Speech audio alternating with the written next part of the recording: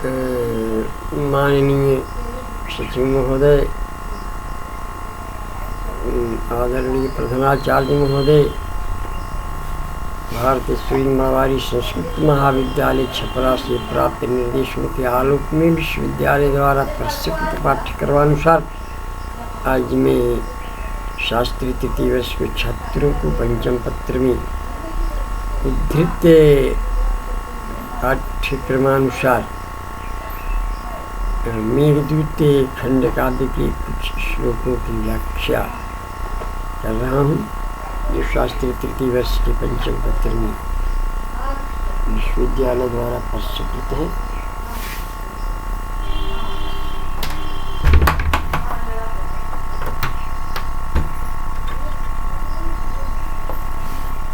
ऐसे में चूँकि इसका मंगल श्लोक की व्याख्या में प्रथम श्लोक की व्याख्या में कर चुका हूँ। कश्चित् कांता विरह गुरुला स्वादिकारात् प्रमुक्त है। प्रस्तुत काव्य में वियोग श्रृंगार की सुंदर व्यंजना चित्रित है। महाकवि कालिदास द्वारा विरह में उठने वाली अनेक स्वाभाविक मनोभावों का सजीव चित्रण यहाँ इस काव्य में हुआ है और रस भाव अलंकार छंद एवं भाषादि विषय प्रमुख विशिष्टताओं का इसमें यानी अत्यंत ही महत्वपूर्ण भूमिका है। प्रस्तुत श्लोक में दूसरे श्लोक में पहले श्लोक आप सुन लें। प्रस्तुत श्लोक में विरही यक्ष मेघ को देखता है। तस्मिन्नद्रौ कतिचिदबला विप्रयुक्तः स कामी नीत्वा माशान् कनकवलय भ्रंशरिक्तप्रकोष्ठः आषाढ़स्य प्रथमदिवसे मेघमाश्लिष्टसानुं वक्रक्रीडा पर्णतगज प्रेक्षणीयं ददर्श। तस्मिन् अद्रौ कतिचिदबला विप्रयुक्तः स कामी नीत्वा माशान् कनकवलया भ्रंशरिक्तप्रकोष्ठः आषाढ़स्य प्रथमदिवसे मेघमाश्लिष्टसानुं वक्रक्रीडा पर्णतगज प्रेक्षणीयं ददर्श। तस्मिन् अद्रौ तावत् अन्वयः द्योक्यताम्। अबला विप्रयुक्तः कनकवलया भ्रंशरिक्तप्रकोष्ठः स कामी तस्मिन् अद्रौ कतिचित् माशान् नीत्वा। आषाढ़स्य प्रथमदिवसे आश्लिष्टसानुं वक्रक्रीडा पर्णतगज प्रेक्षणीयं मेघं ददर्श। वक्रक्रीडा पर्णतगज प्रेक्षणीयं मेघम का विशेषण है। कह रहा है ये हुआ आपका अन्वय। व्याख्या करेंगे तो उसमें लिखना पड़ेगा। प्रस्तुतो यं श्लोकः है कविता कामनी विलासस्य कवि मूर्धन्यस्य दीपशुकोपाधिभूषितस्य रमणीयार्थ प्रतिपादक शब्द रमणीयार्थ प्रतिपादकस्य कविकुलगुरु महाकवि कालिदासस्य कुमार मेघदूत खंड काव्यात् पूर्वमेयात् उद्धृतोऽस्ति। प्रस्तुते श्लोके कवि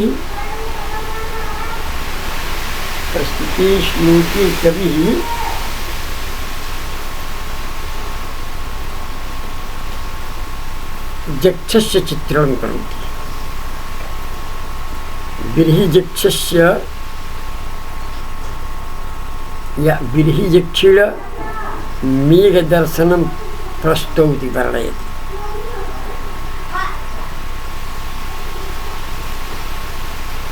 अबला विप्रयुक्तः कांता विरही तथा च कनक बलया भ्रंश रिक्त प्रकोष्ठ है। कनकस्य बलया कनक बलया कटकम। चीटी पैसे हटाओ ना, कहाँ धरी हो चीटी से घर घर नाक भरल। तस्य भ्रंशीन पातीना रिक्त शून्य प्रकोष्ठ विपरागतः बलियुष। तस्य भ्रंशीन पातीना रिक्त शून्य प्रकोष्ठ कराग्रभागः यस्य। तथा च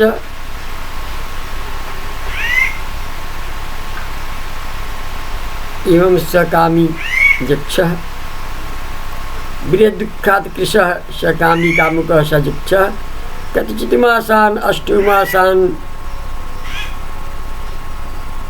नीत्वा तस्मिन् अद्रौ चित्रकूट पर्वते रामगिरी पर्वते कतिचित् मासान् अष्टमासान् नीत्वा व्यतीत्य आषाढ़स्य आषाढ़ मासस्य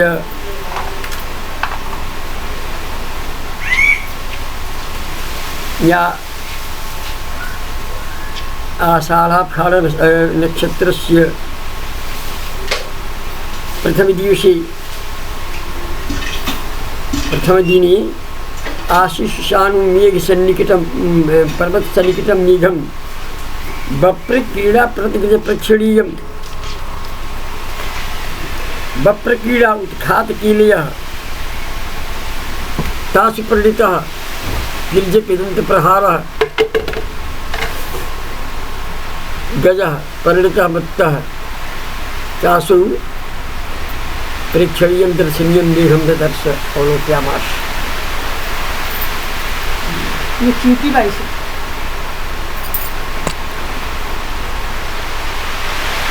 घर में निकल गया मेघं ददर्श अवलोक्यामास। प्रस्तुते केचित् आषाढस्य प्रतिदिवसैक्यस्य प्रत्यासन्नेन वसुदेविका इति वक्ष्यमाण रीत्या वदन्ति। नभुमासस्य प्रत्यासत्यार्थ इति प्रत्यासत्ति आमनन्ति यथा अग्रे लिखितं वर्तते कि शापान्तोऽन्य भुजशयना विष्णुसार्गपाणि इत्यनेन भगवद्बोधावधिकस्य शापस्य मातृचतुष्टयावशिष्टस्य इति कालं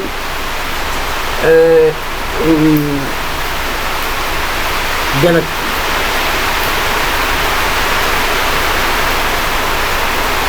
क्रिया से बिछड़े हुए एवं दुर्बलता के कारण सुवर्ण के कड़ी के हाथ से गिर जाने से शून्य कलाई वाला उस काली दक्षिणी उस पर्वत पर कुछ महीना व्यतीत करके आषाढ़ के प्रथम दिन पर्वत शिखर पर से सटे हुए और तिरछे दांतों से मिट्टी खाने जिन शरीर पीड़ा करने वाले हाथी की भांति दिखाई देने वाले बादल को मेघों को देखा। क्रीड़ा परिणत गुजर क्रीड़ा में तल्लीन हाथी के बच्चे के समान पर्वत शिखर पर देखा।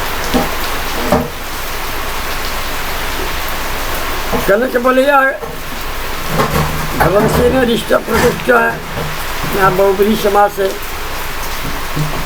सुवर्ण कटक पात शून्य प्रकोष्ठ है। स्वर्ण की बनी हुई सोने के बलय मणि कंगन के गिर जाने से शून्य हो गया है प्रकोष्ठ, जिसका हाथ जिसका शून्य हो गई है कलाई जिसकी, अर्थात कामयमानावस्था में अत्यंत कृषकाय हो गया है। कृषकाय होने से उसके हाथ का बलय इतना दुबला हो गया है कि हाथ का बलय कंगन स्वतः कहीं न कहीं गिर जाता है। ये यक्ष का विशेषण है। विनय में कृष्णाने का वर्ण काव्यों में पर्याप्त हुआ है। अभिज्ञान शाकुंतलम में भी आया, इस तरह का वर्णन आया है कि मणिबंधनात् कनक बलयम स्रस्तम स्रस्तम मया प्रतिसार्जिति। अभिज्ञान शाकुंतलम की तीसरी अंक का 11वां श्लोक है। मणिबंधनात् राजा कहता है कनक बलयम स्रस्तम स्रस्तम मया प्रतिसार्जिति। और मासा नित्वाकार इसका ये है कि संदेश प्रेषण के समय यक्ष 8 महीना वहाँ व्यतीत करेगा, क्योंकि शेषान मासान गमय चतुरो लोचनी मीलयित्वा, ये उत्तर में की 85वें श्लोक में अपने यक्ष कहता है कि शेषान मासाम गमय चतुरो, 4 महीने तुम्हें और विरह के दिन व्यतीत करने पड़ेंगे। इसी में लगता है कि वो 8 महीने समय व्यतीत कर चुका है। उसका मतलब 1 वर्ष के लिए उसको शाप मिला था, 4 महीने और शेष रह गए। और आषाढ़ से प्रथम दिवसे का तात्पर्य कुछ लोग लगाते हैं कि आषाढ़ महीने के पहले दिन, तस्य प्रथमे दिवसे, आषाढ़ मासस्य प्रथमे दिवसे, आषाढ़ महीने के पहले दिन।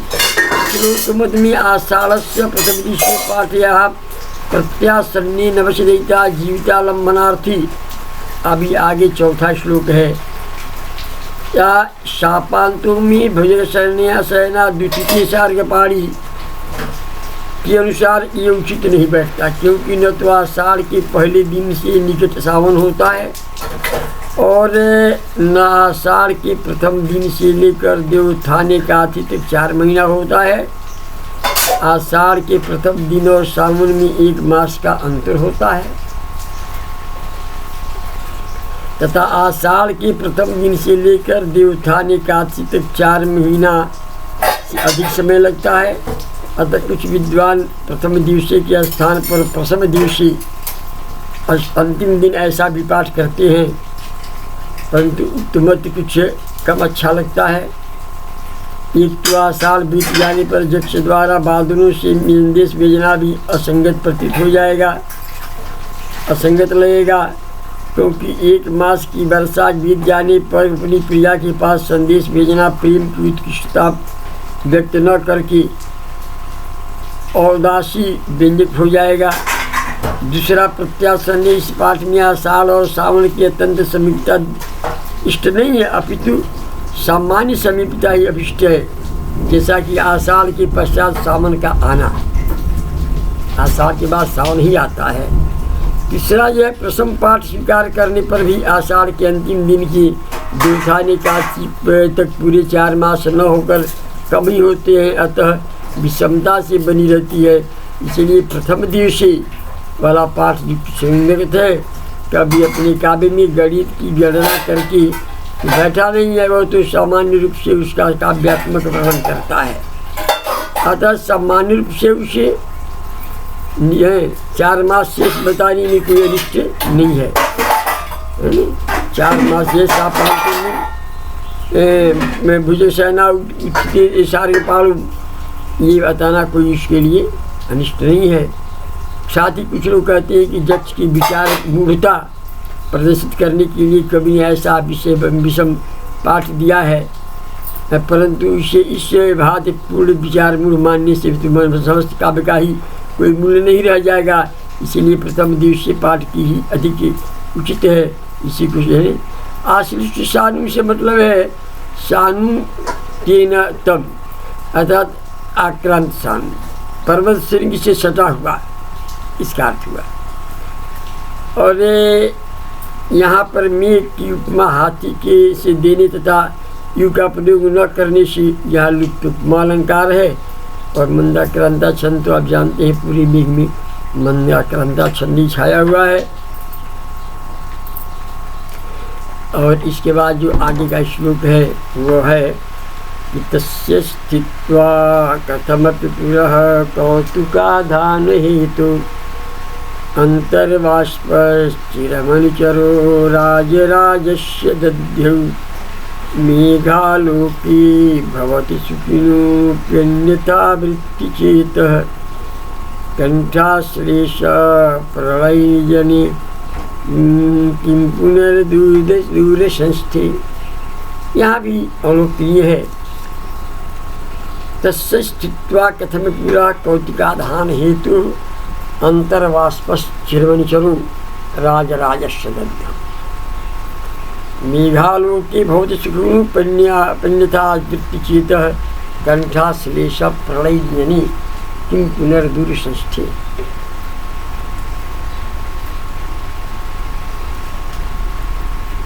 यहाँ जो है पहले संदर्भ भी रहेगा, इसका भी प्रसंग चेंज हो जाएगा।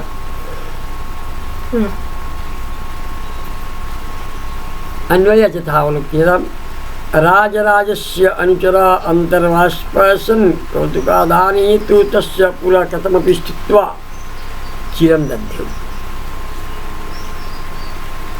मेघालोके सुखिनापि चेत् अन्यथा वृत्ति भवति कंठाश्लेष प्रलयजने पुनः दूरसंस्कृति। ध्यातव्य है। राजराजस्य कुबेरस्य अनुचरः सेवकः यक्ष अंतर्वाष्पः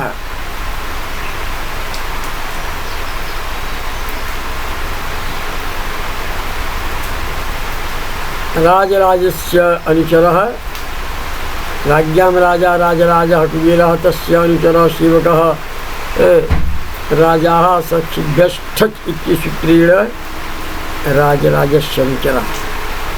अंतर्वाष्पादिरुदात्त्वात् अंतरस्तंभितवस्तुः कौतुकाधाने हेतु अभिलाषोत्पादनकारणस्य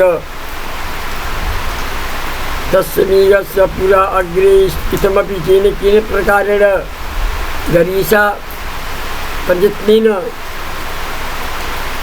स्थित्वा चिरं दध्यौ चिन्तयामास स्थित्वा चिन्तयामास अचिन्तयत् यत्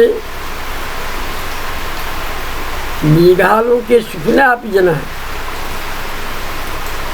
मेघालोके मेघदर्शने सति सुखिनापि प्रियादिजनसंकृतस्यापि प्रियादिजनसंगतस्यापि प्रियापार्श्वे स्थितस्यापि जनस्य चेतः चित्तवृत्तिः अन्यथा भूत्वा वृत्ति व्यापारो यस्य अन्यथा वृत्ति भवति विकृतभावं विकृतिम् आपद्यते। कंठाश्लेष प्रलयजने कंठालिंगन प्रार्थिनी जने प्रियाया दूरे दूरदेशे स्थिते यस्य किं गृहीणां दीर्घदर्शन विफल भवति।